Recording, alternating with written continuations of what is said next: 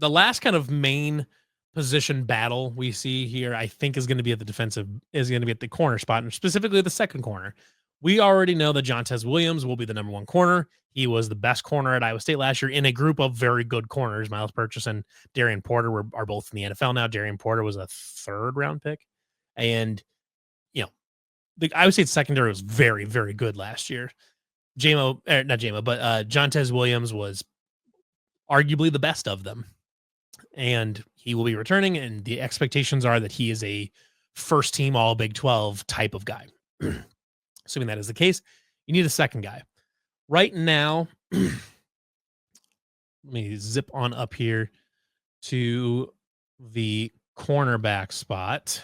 So you've got a few different guys here that I think are interesting. The main I think there's three names here that are really interesting that will all be in the main rotation. I would say typically likes to have four corners, a starter and a backup for each one that they'll rotate in and out throughout the game.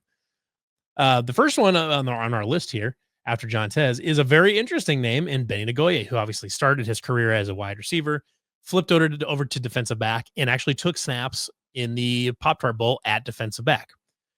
He played corner in college. He's a very similar build and athleticism to what Darian Porter was. I think he absolutely can eventually be a one-to-one replacement for what you just lost in Darian Porter. I would love to see him be a menace on special teams. I would love to see him be that big, athletic, rangy corner that we see that can be just a game wrecker at the back end.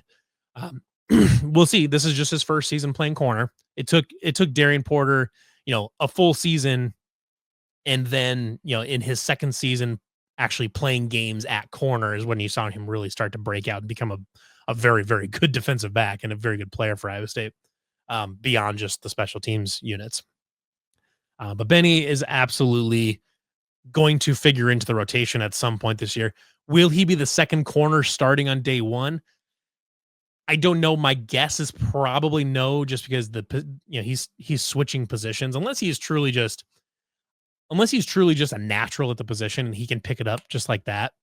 I would be pretty surprised if he was the second starting corner right off the get-go, but it's not impossible. And I would be pretty shocked if he wasn't, in the rotation as far as guys that they're subbing in. Maybe he comes in as a nickel sometimes, something like that. Cam Smith is more going to be on the safety part of this. David Coffey is a guy I've heard about before. Tishawn James, I think, is another potential breakout at safety. We'll talk about safety here in a second. Trey Bell is another one of these, is probably right now the guy I would put my money on as being the second starting corner right now. Transfer out of Lindenwood, 6'2", 205, got good size there. Iowa State has typically done well with the slightly larger corners in recent years. Comes in with the most playing experience. I would say right now is probably the clubhouse leader for that second spot.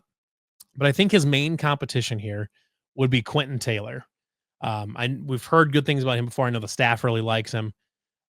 I think Quentin Taylor is the other guy that you probably can look at as maybe being Trey Bell's best competition for that second spot.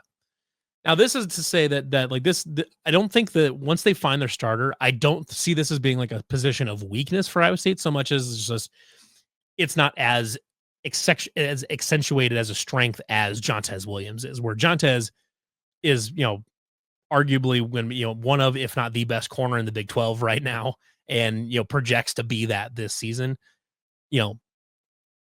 If Trey Bell or Quentin Taylor, whoever is there, can be Miles Purchase, where he's just rock solid, isn't necessarily some big turnover machine like Jontez Williams is, but just is really rock solid, does his job, doesn't give up any big plays. That's all Iowa State really needs at that spot. And I think both Trey Bell and Quentin Taylor are plenty capable of doing that.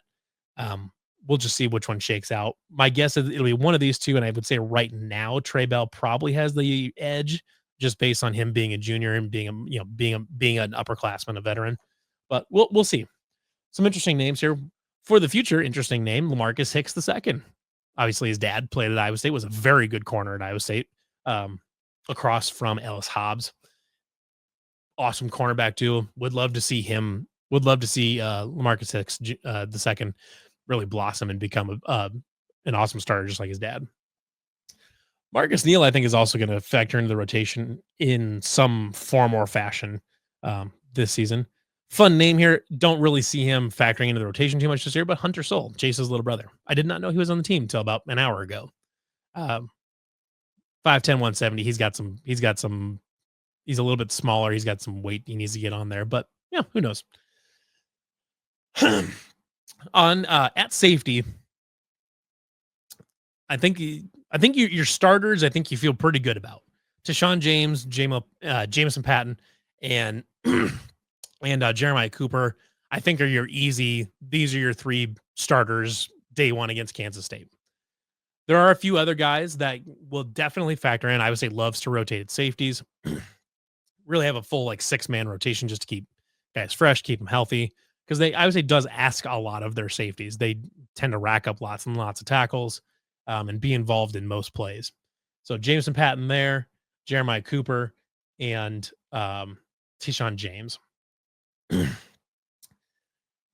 Few other guys. I think Cam Smith saw some playing time last year. Unfortunately, did get kind of burned a couple times. But certainly a guy that can step up and be involved beyond just being a special teams guy. Drew Sturges will be back. I know he dealt with some injuries last year. We'll see here. I wanted to see more from him as far as kind of taking a step forward from his freshman year in 2023. He was fine, but in deep coverage, he was kind of a problem. I didn't love how he played in the back end sometimes. But he dealt with a lot of injuries last year. And, assuming he can be healthy, he'll absolutely be in the rotation. I know the staff really likes him.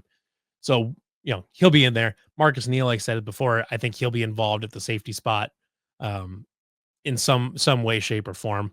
A few other guys here. Carson Van Dinter's coming off of his redshirt year. This is a guy I think, he's coming out of Wisconsin, out of a good program in Kalkana. 6'3", 210's good size back there. That's kind of Malik Verdon type size. Special team scout team player of the year. Love that. That's as a true freshman. That means that that would be shocked if he's not on kick and punt coverage on this. I'd be pretty shocked. So you'll see him there for sure. Will he factor into the rotation at safety? I'm not 100% sure, but this is a name I would absolutely kind of set off to the side for later and see if he pops up, because I think there's a lot of talent there, and I think he'll pop up at some point. So, just to kind of wrap it up here too. At kicker and punter, you've got Kyle Conrarty and you've got Tyler Perkins pretty much cemented in there. You do still have like Jace Gilbert, who can theoretically do both. Not a lot to talk about there. Feel pretty good about both of those guys and whatever they need to do. So that's pretty much taken care of. For the return, it'd be interesting to see what they do for returns, because Jalen Noel returned punts and kicks last year. A few guys I think maybe could be involved. River Peppers could be involved. Zay Robinson can be involved. If you're looking at upperclassmen, Xavier Townsend is an obvious one to throw in there. Kind of not freshman, I should say. Xavier Townsend is a very obvious name to throw into the pool. Eli Green, maybe. I think Dominic Overby is probably a little bit too tall. He's got the long speed for doing kick returns, but is probably a little too tall, I would say. Maybe Dylan Lee back there even. I think they've got some interesting guys that, I don't know if any of them are at least right away going to be as dynamic as Jalen was on punt and kick returns. As long as they have a person that can reliably catch the ball back there and pick up some yards here and there, that would be nice.